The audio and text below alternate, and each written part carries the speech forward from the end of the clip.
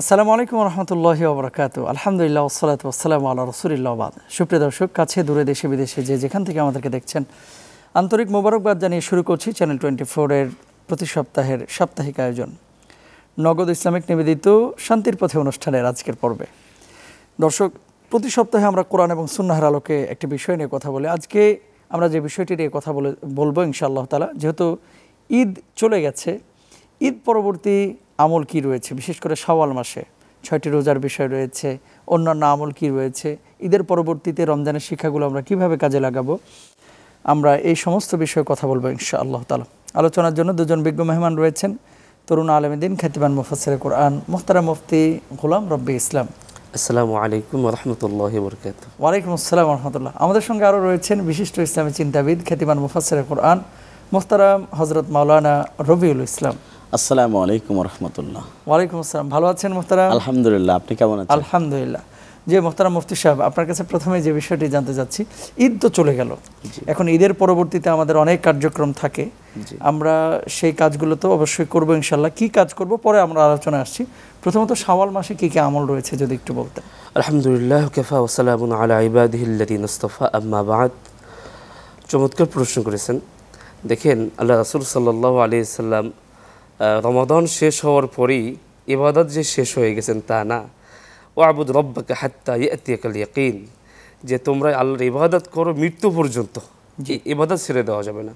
তো বিভিন্ন মাসের ভিতরে আপনার চমৎকার আমল আছে। শাওয়াল মাসের ভিতরে অন্যতম চমৎকার আমল হলো শাওয়ালের 6টা রোজা রাখা। আল্লাহ রাসূল সাল্লাল্লাহু আলাইহি সাল্লাম বলেন, রমাদানের পরে শাওয়ালের 6টা রোজা রাখবে কাসিয়ামুদ্দাহার, সে যেন আপনার সারা বাকি 11টা মাস রোজা রাখলে যে নেকি পাওয়া যায় সে নেকি সে অর্জন করবে। শাওয়াল মাসের ভিতরে আমরা এই 6 রোজার আমলটা বিশেষ করে চেষ্টা করবো ইনশাআল্লাহ। এরপরে আমরা শাওয়াল মাসে বেশি বেশি করে নফল ইবাদত করা, শাওয়াল মাসে না পুরো বছরে বেশি বেশি করে নফল ইবাদত করা। রমাদানের পরে অন্যতম মাস হলো শাওয়াল মাস। এই মাসে আপনার দোয়াকে চালিয়ে যাওয়া, যে আমরা অনেক সময় রমাদান শেষ হয়ে যাওয়ার পর আমরা বিরতিতে আমরা ক্লান্ত হয়ে যাই, কিন্তু রমাদান শেষ হয়ে যাওয়ার পরে শাওয়াল মাস যখন আসে তখন আমরা রমাদানের মতো করে আবার নফল ইবাদত, দোয়া, এইগুলো আমাদের চালিয়ে যেতে হবে। আর শাওয়ালের তো প্রথম আমলটা আমরা তো চাঁদ দেখা, এটা তো রাসূল সাল্লাল্লাহু আলাইহি ওয়াসাল্লামের সুন্নাহ। সেই সাথে আপনার ঈদুল ফিতরের নামাজ আদায় করা, এটা তো শাওয়ালের মধ্যে, এগুলো তো শাওয়ালের আমল। তো আমরা এই আমলগুলো করবো ইনশাআল্লাহ তাআলা। আপনার কাছে আবারও ফিরবো সম্মানিত শেখ মুহতারাম মাওলানা রবিউল ইসলাম।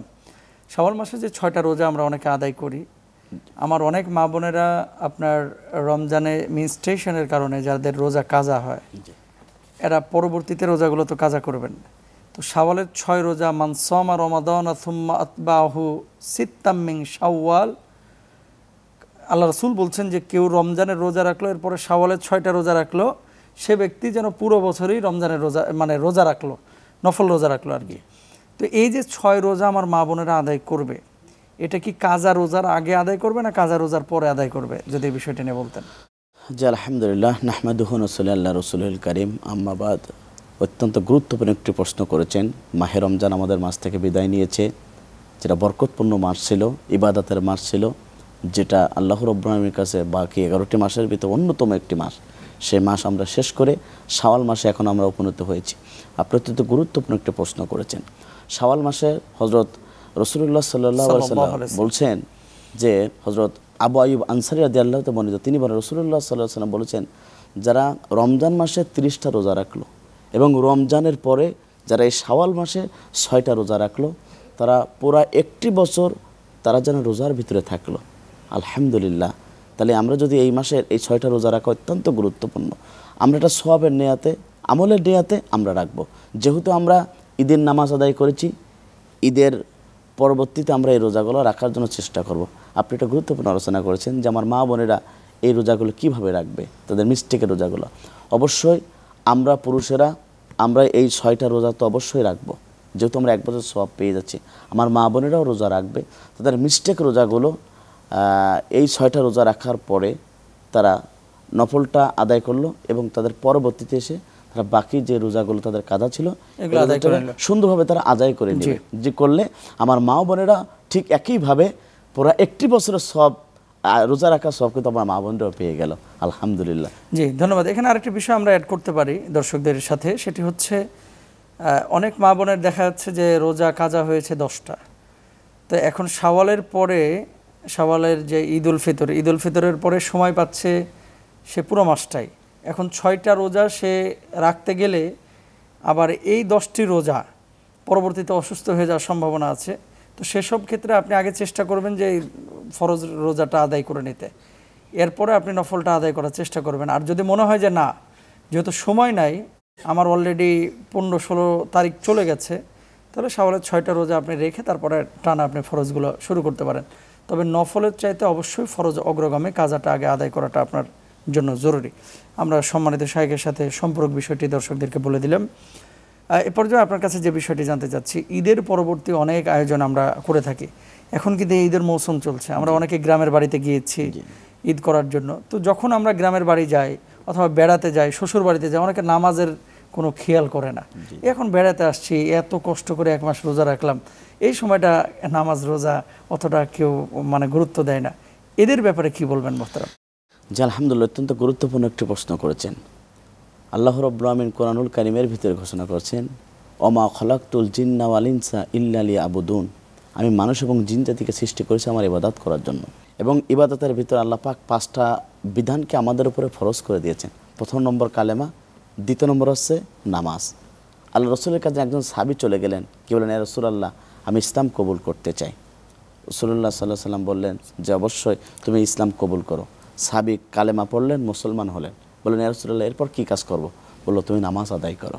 অর্থাৎ কোনো ব্যক্তি যদি জোহরের 3 মিনিট আগেও যদি সে যদি ইসলাম কবুল করে, তারপরে তার প্রথম ফরজ হলো জোহরের নামাজটাকে আদায় করা। সুবহানাল্লাহ। কিন্তু রমজানে চলে যাবে, আপনার নামাজ বন্ধ, নষ্ট হয়ে যাবে, নামাজ ছেড়ে দেবেন।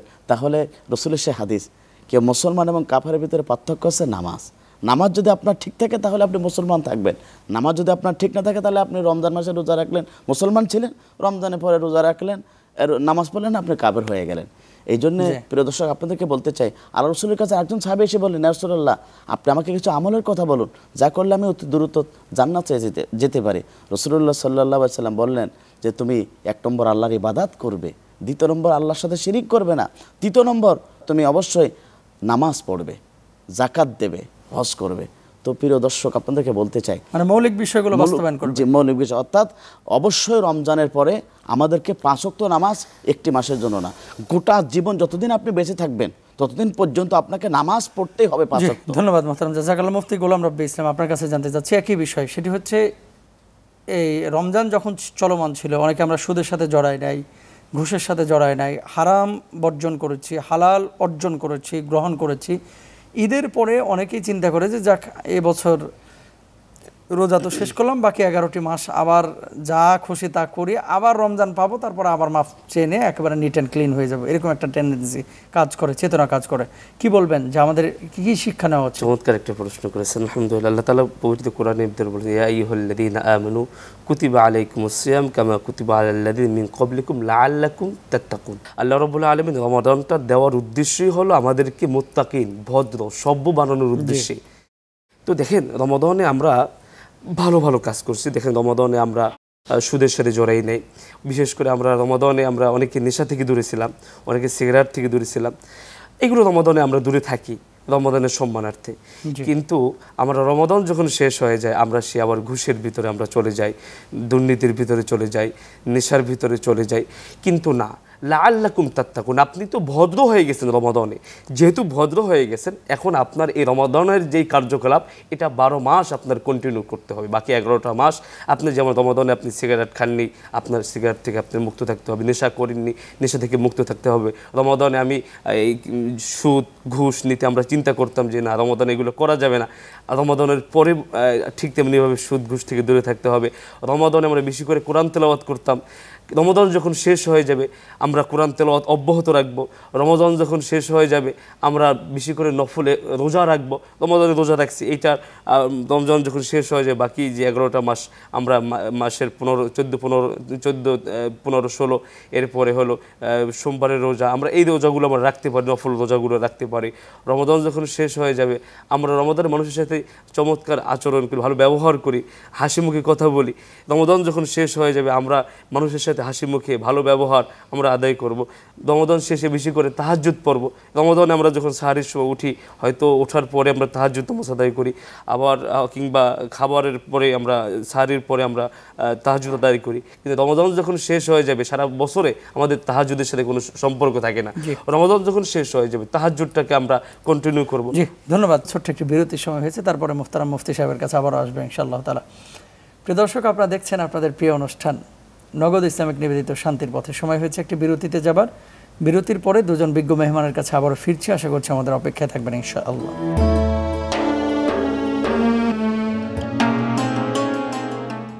1 মিনিটে নগদ ইসলামিক অ্যাকাউন্ট খুলতে ডায়াল করুন *167#।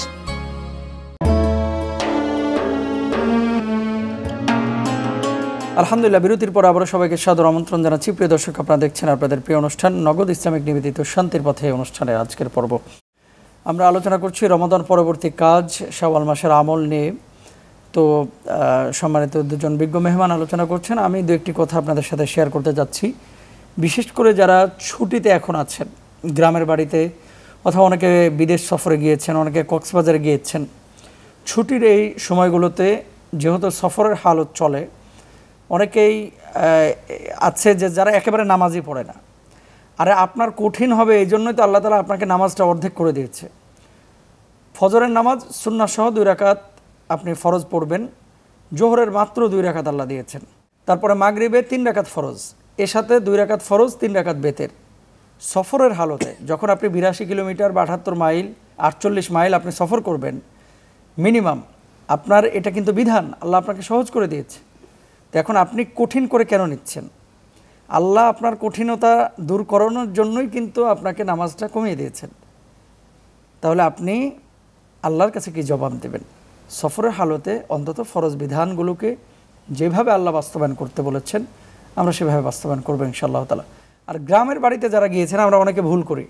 ধরেন ঢাকায় ফ্ল্যাট আছে, ঢাকায় বাসা আছে, গ্রামে বাপের বাড়ি গিয়েছে অথবা শ্বশুর বাড়ি গিয়েছে, গিয়ে আবার অনেকে কসর করে। এটা ভুল। যেখানে 1 খণ্ড জমি আপনার আছে বা স্থায়ী আবাস আছে, যেমন আপনার বাবার বাড়ি থেকে আপনাকে কিন্তু বের করে দেবেন। আপনার বাপ মারা যাওয়ার পরে এই বাড়িতে আপনার কিন্তু ওয়ারিসি আছে।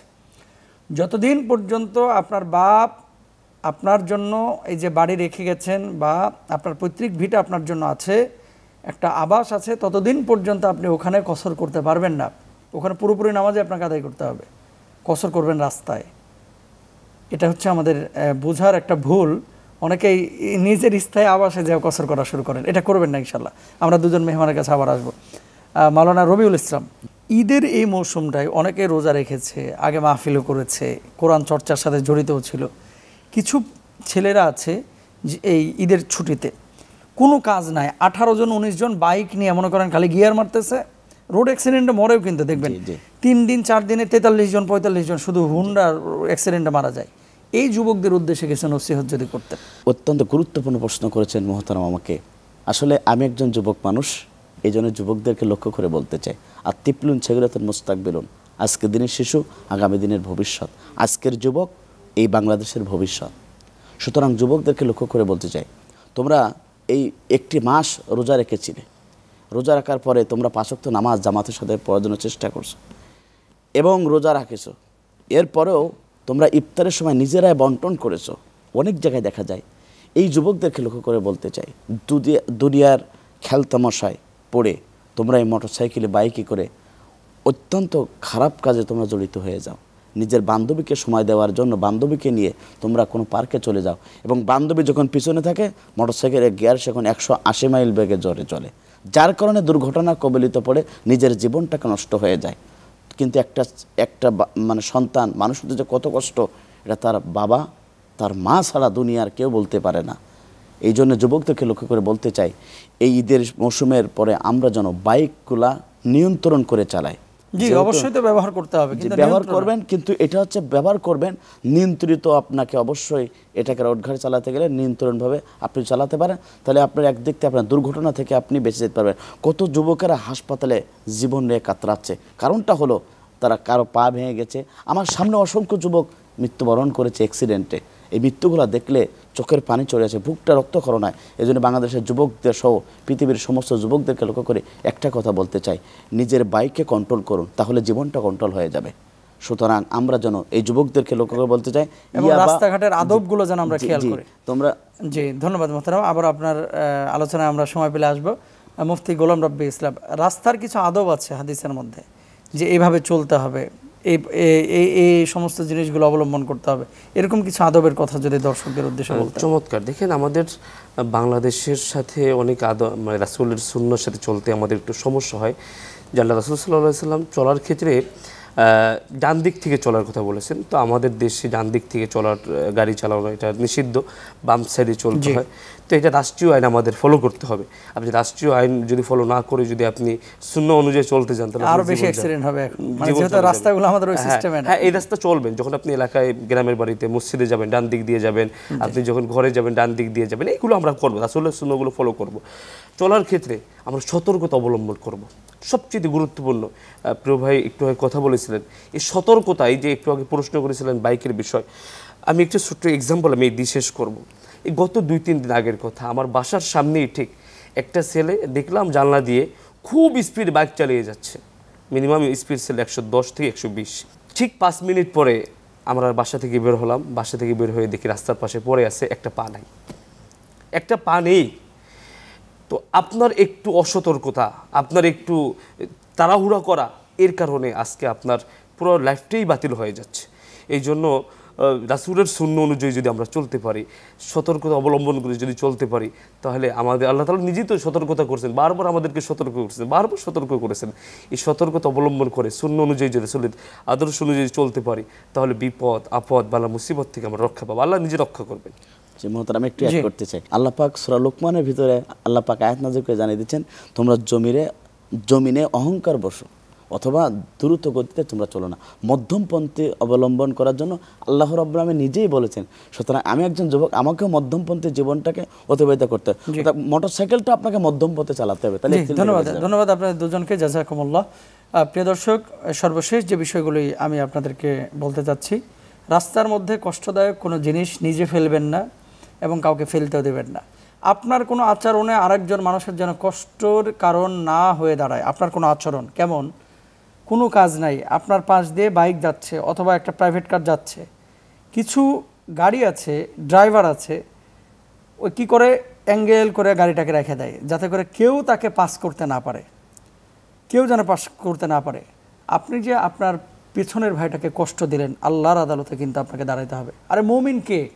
আল মুসলিমু মান সালিম আল মুসলিমুনা মিন লিসানিহি ওয়া ইয়াদিহি। মুসলমান তো সেই যার জবান, যার কাজ, যার হাত, এর থেকে অন্য মুসলমান নিরাপদ থাকে।